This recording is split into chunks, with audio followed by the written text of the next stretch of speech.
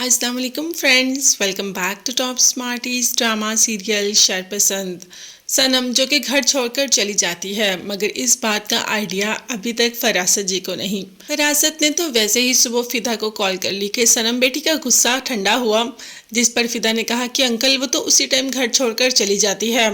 जब मैंने उसे तैमूर की बात की तो उसे इतना गुस्सा आया कि वो घर छोड़कर चली गई। मुझे लगता था कि वो इसी बात का इंतज़ार कर रही थी कि मैं उसे कुछ कहूँ और वो ये घर छोड़कर जाए। अब तो फरासत ने भी ऐसा ही किया, जानबूझ के दो की चार लगाना शुरू कर दी कि हाँ, सनम बेटी थोड़ा ऐसी ही लगती है, तैमूर के साथ बहुत ज़्यादा खुश रहती है। वो जब तैमूर के साथ जाती है तो इतना फील ही नहीं होता कि तैमूर उसका दोस्त है या कोई और। अब फरासत ने भी अच्छी खासा काम किया इन दोनों को आपस में दूर करने का।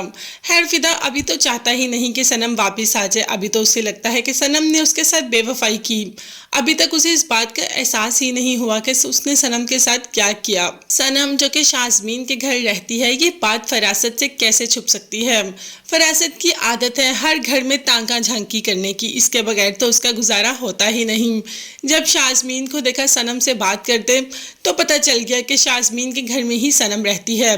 और सनम कौन सा छुप छुपा कर रहता। सनम का ऑफिस तो आना जाना लगा ही रहता है, तो फरासत का भी तांका झांकी वाला सीन ऑन ही रहता है। बस इसी तरीके से नज़र रख लेता है और फौरन से पहले फिदा को कॉल भी कर देता है कि अपनी सनम बिटिया तो शाज़मीन के घर में रहती है। शाज़मीन बिल्कुल अच्छी लड़की नहीं और मोहल्ले में उसका किरदार भी ठीक नहीं है। तुम ऐसे करो, सनम बेटी को घर ले आओ, उसे कहो कि शाज़मीन के घर नहीं रहे। अब फिदा तो चाहता ही नहीं सनम को घर लेके आए, इसीलिए तो फरासत से कह दिया कि अंकल उसकी अपनी ज़िंदगी है, वो जैसी मर्जी गुजारे, मुझे तो वो छोड़कर इस हालत में छोड़कर चली गई। अब मैं कुछ भी नहीं कर सकता, अब जैसे उसका दिल करे वो वैसे ही जिए। फरासत तो बहुत खुश हो जाता है, मगर सनम को बेहद गुस्सा आता है जब वो देखती है कि फरासत तांका झांकी करके उन्हें देख रहा है। गुस्से में आ जाती है तो शाज़मीन समझाती है कि इसका तो काम है ये करना, अगर हम इसके हर अमल पर गुस्से में आते रहेंगे तो हम ही पागल होंगी। इसको इसके हाल पे छोड़ दो, ये जैसे करता है इसको करने दो और इसको इग्नोर किया करो।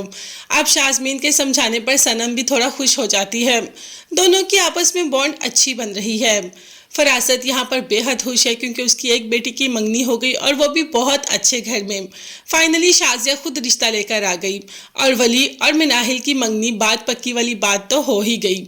आगे जाकर हम इनकी शादी भी देखेंगे। शायद वली मिनाहिल से बदला ले रहा है, अगर बदला भी ले रहा है तो एहसास होगा इस तरीके से ही फरासत को कि किसी की बेटी को तंग करना क्या होता है जब अपनी बेटी तंग होती है। अभी तो दुआ मांगता है कि या अल्लाह मेरी बेटियों के नसीब सोने के कलम से लिखना। हर कोई यही दुआ मांगता है अपनी औलाद के लिए, मगर किसी की औलाद के लिए गड़े भी तो नहीं खोदने चाहिए जैसे कि फरासत खोदता है। अब देखते हैं कि आगे आने वाली एपिसोड्स में कौन कौन से रंग देखने को मिलते हैं।